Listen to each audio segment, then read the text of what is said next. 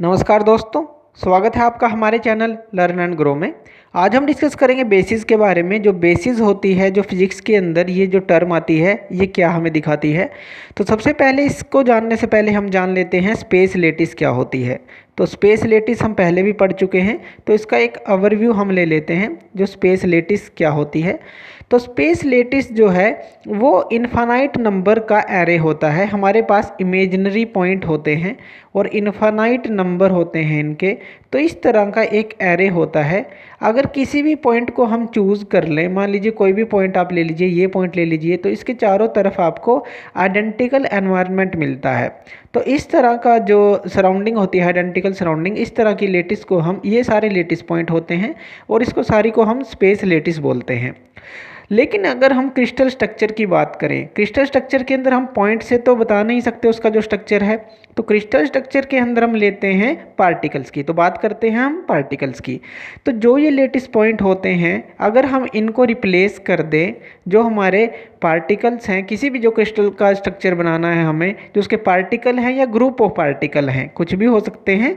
तो group of particle भी हो सकता है, वो एटम, आयन और मॉलिक्यूल का, या पार्टिकल।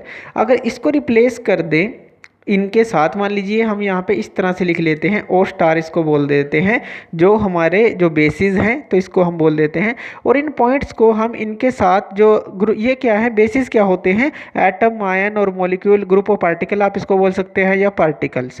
तो इसके साथ इसको रिप्लेस कर दें या इसके साथ इसको जोड़ दें, एक तरह से जहाँ पे पॉइंट है वहीं पे इसको जोड़ दें, तो क्या बनेगा, हमारा पूरा क्रिस्टल स्ट्रक्चर तैयार हो जाता है। देखिए, इसको हम समझ लेते हैं।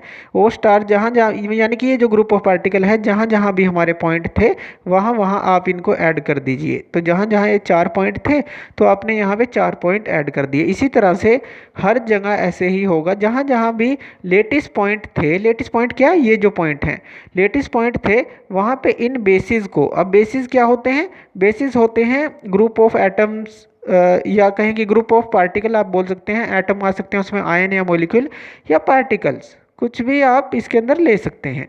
तो इस तरह से देखिए ये जो स्ट्रक्चर बनेगा, अब ये इसको हम बोलेंगे क्रिस्टल स्ट्रक्चर। ये क्या है, क्रिस्टल स्ट्रक्चर हमारा बनता है।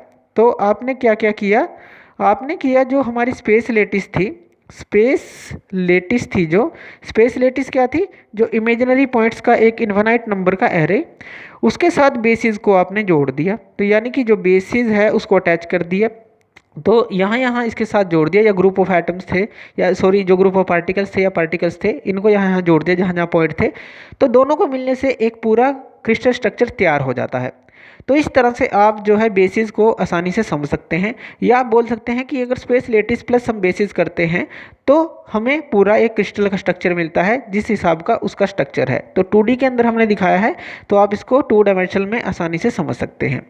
तो ये थे हमारे बेसिस। तो थैंक यू वीडियो देखने के लिए। और ज़्यादा अपडेटेड वीडियोज़ के लिए आप हमारे चैनल लर्न एंड ग्रो पे हमें सब्सक्राइब कर सकते हैं। Thank you.